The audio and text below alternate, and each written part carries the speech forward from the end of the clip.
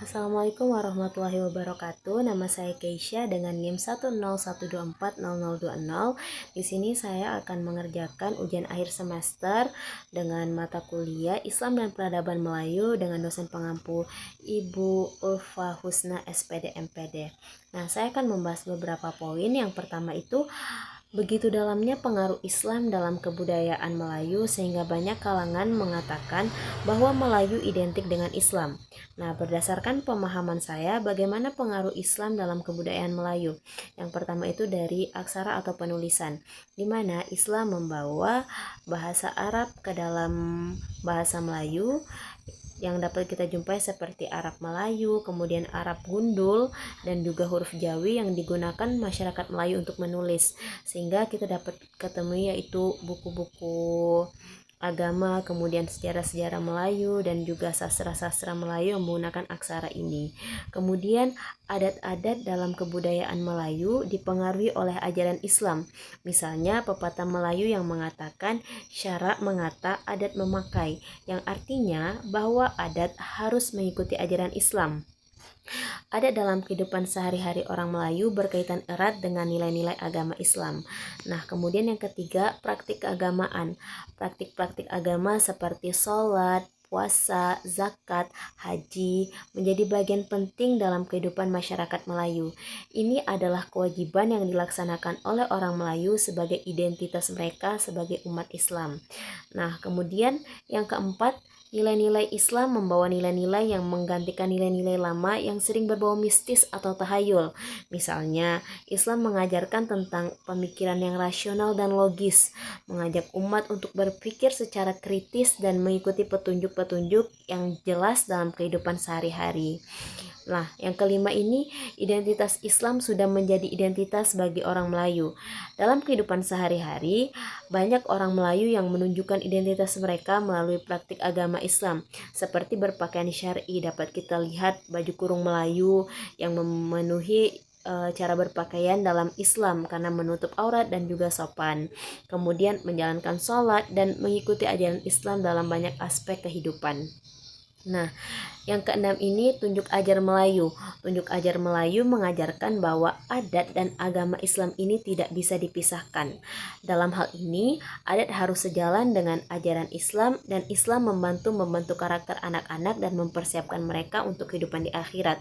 Nah, dapat kita lihat sekarang ini banyak anak-anak yang diajarkan mengaji, praktik sholat sejak dini. Nah, kemudian yang terakhir yaitu perkembangan Islam ini juga sejalan dengan perkembangan peradaban Melayu. Bisa kita lihat dari bidang seni, arsitektur, pendidikan, dan sosial. Dari bidang seni kita dapat melihat yaitu kaligrafi dan lain sebagainya. Sedangkan dari bidang arsitektur kita dapat melihat bangunan-bangunan seperti masjid maupun makam. Nah, selanjutnya poin kedua yaitu kedatangan Islam menandakan awal mula satu zaman baru dan berakhirnya satu zaman lama. Ini berarti bahwa perubahan yang dibawa oleh Islam terhadap tamadun alam Melayu bukan saja dari segi rupa, salah satunya juga dari bidang arsitektur dan seni ukir. Berikan contoh perubahan yang dibawa oleh Islam terhadap alam Melayu dari bidang arsitektur. Yang pertama itu ada masjid. Salah satu perubahan paling nyata adalah pembangunan masjid. Masjid menjadi tempat ibadah utama dan juga pusat kegiatan sosial bagi umat Islam. Masjid di alam Melayu ini sudah banyak mengadopsi ciri-ciri Islam seperti kubah, menara, kemudian tempat yang luas dan terbuka untuk sholat berjamaah. Dapat kita lihat contohnya itu seperti Masjid Agung Jambi, di mana memiliki menara yang tinggi dan juga tempat yang luas. Kemudian makam sultan dan pemakaman Islam. Sebelum kedatangan Islam, pemakaman di alam Melayu seringkali berupa batu besar atau struktur sederhana. Setelah Islam masuk, terdapat perubahan dalam tata letak makam dan penggunaan batu nisan berbentuk lebih sederhana dan khas, dengan tulisan Arab atau kaligrafi Islam, seperti contoh makam Sultan Toha Saifuddin. Kemudian yang ketiga, Peningkatan penggunaan kubah dalam bangunan Islam memperkenalkan penggunaan kubah pada bangunan-bangunan penting seperti masjid dan makam yang menjadi ciri khas arsitektur Islam di alam Melayu. Kubah ini sering dihiasi dengan motif geometris atau kaligrafi. Sebagai contohnya itu Masjid Jami yang ada di Palembang menggunakan arsitektur kubah yang besar. Kemudian pengaruh arsitektur Persia dan India. Kedatangan Islam membawa pengaruh dari Persia dan India dalam desain bangunan di alam Melayu. Misalnya terdapat pengaruh dari arsitektur Persia yang mengadopsi penggunaan lengkungan, pintu gerbang, dan desain simetris dalam pembangunan seperti masjid. Kemudian yang kelima, penerapan ornamen Islam. Sebelum Islam datang, seni ukir dalam dan dekorasi di alam Melayu seringkali mengandung motif animisme atau dewa-dewa Hindu-Buddha. Setelah Islam masuk, ukiran dan dekorasi mulai beralih ke motif yang lebih sederhana dan geometris seperti segi enam, kemudian bentuk bintang atau kaligrafi misalnya. Hal ini terlihat pada dekorasi bangunan masjid dan istana kerajaan seperti Masjid Agung Demak, Melayu mencerminkan desain yang baru yang tidak hanya berfungsi untuk keperluan agama tetapi juga mencerminkan integritas nilai-nilai Islam dalam budaya lokal. Nah, selanjutnya poin ketiga itu jelaskan maksud dari pepatah adat yang berbunyi adat bersendi syarak, syarak bersendi kitabullah. Nah, adat bersendi syarak, syarak bersendi kitabullah itu adalah sebuah pepatah atau prinsip yang mendalam yang berlaku dalam masyarakat Melayu, khususnya di Indonesia, yang mencerminkan hubungan erat antara adat dan agama Islam. Pepatah ini mengandung dua aspek utama yang saling terkait, yakni adat dan syarak, serta bagaimana keduanya saling mendukung dan menguatkan. Yang pertama ada adat bersendi syarak. Bagian pertama ini berarti bahwa adat atau tradisi masyarakat harus berdasarkan pada syarak, yakni hukum atau ajaran Islam. Dalam konteks ini, adat yang hidup dalam masyarakat Melayu harus tidak bertentangan dengan ajaran Islam. Sebagai contoh, meskipun masyarakat memiliki tradisi tertentu seperti perayaan atau upacara adat, prinsip adat tersebut harus sesuai dengan nilai-nilai Islam seperti keadilan, kejujuran, penghormatan hak-hak individu.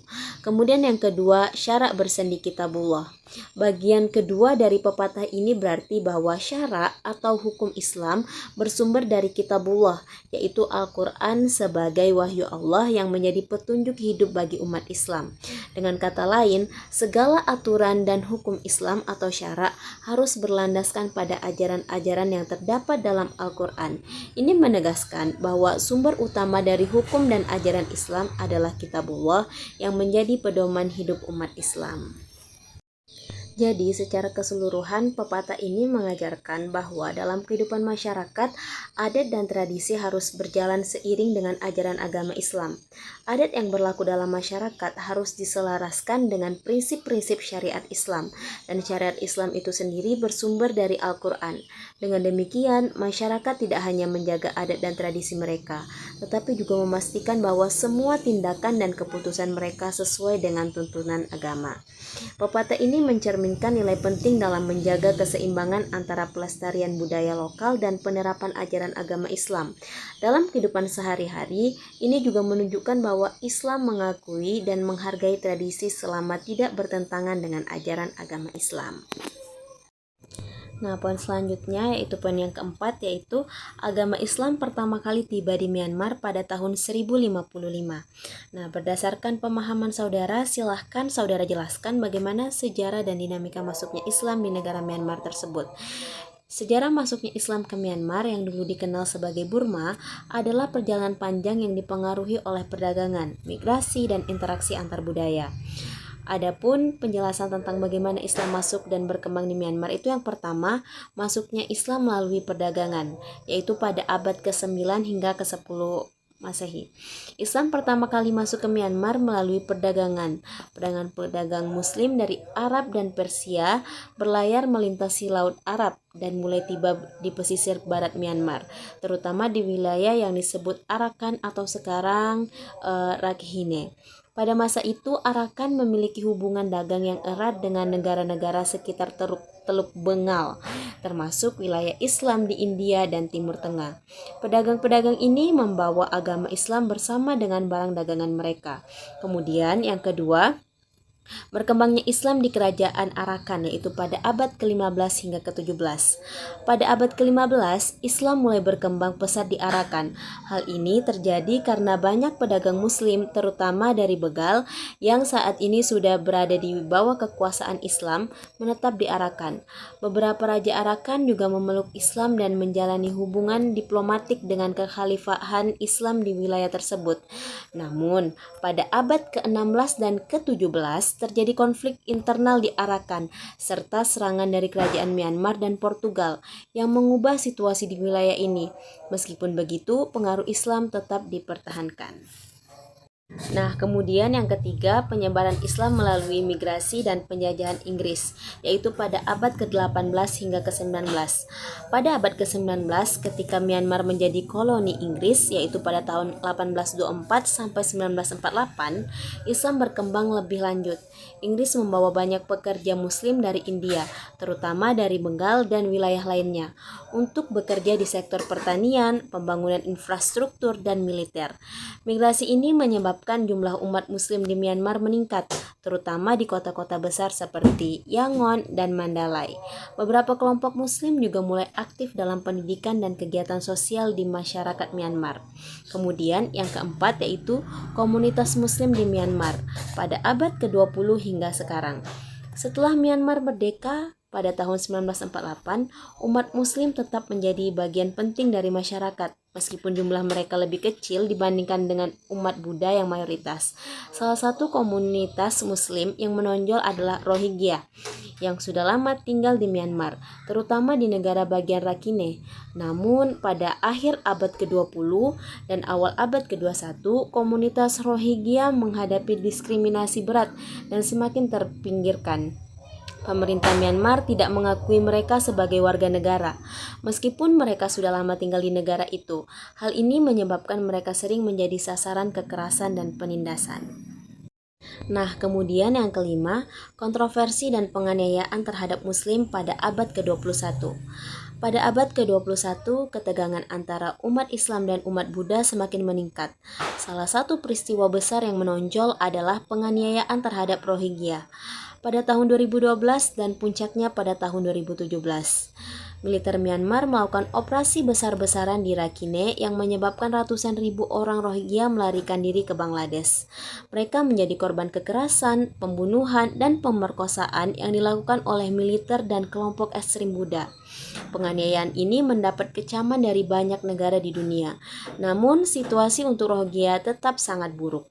Nah, yang keenam, pentingnya Islam dalam dinamika sosial dan politik Myanmar. Meskipun umat muslim di Myanmar merupakan kelompok minoritas yang sering menghadapi diskriminasi, mereka tetap berperan penting dalam berbagai aspek kehidupan di negara ini. Mereka berkontribusi dalam bidang perdagangan, pendidikan, dan seni. Di beberapa kota besar ada masjid-masjid dan sekolah-sekolah Islam yang menjadi pusat kegiatan bagi umat muslim. Selain itu, mereka juga memiliki peran dalam kehidupan sosial dan ekonomi masyarakat Myanmar, meskipun masih menghadapi berbagai tantangan. Nah, kemudian poin terakhir yaitu poin kelima, jelaskan sejarah masuknya Islam ke Jambi. Islam adalah agama yang telah berkembang di Jambi sejak masa kerajaan Sriwijaya pada akhir abad ke-7 Masehi. Perkembangannya berlanjut hingga pendirian Kesultanan Jambi pada abad ke-16 Masehi, dan Islam pun mulai mengalami akulturasi dengan budaya masyarakat Jambi. Adapun beberapa teori yang menyebutkan masuknya Islam ke negeri Jambi itu, yang pertama, teori Arab. Islam masuk ke Jambi dibawa oleh seorang saudagar Arab yang bernama Ahmad Salim, yang sekarang dikenal dengan julukan Datuk Paduka Berhala. Ia menikah dengan Putri Selaro Pinang Masak, anak dari Raja Barema dari Kerajaan Pagaruyung. Mereka memiliki 4 orang anak yang menjadi leluhur dari raja-raja Kesultanan Jambi. Kemudian ada teori Persia. Islam masuk ke Jambi dibawa oleh orang pedagang dan ulama dari Persia yang berdagang di Selat Malaka. Mereka menyebarkan ajaran Islam kepada masyarakat pesisir dan pedalaman. Kemudian ada teori India. Islam masuk ke Jambi dibawa oleh para pedagang dan ulama dari India yang berdagang di Selat Malaka.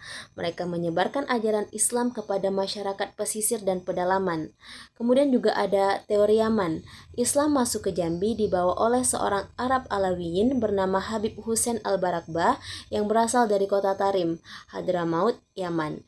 Ia berangkat dari Yaman menuju India, kemudian ke Aceh dan Palembang, lalu ke Jambi. Ia menikah dengan putri Raja Bungsu, anak dari Raja Melayu. Kemudian ada teori Turki.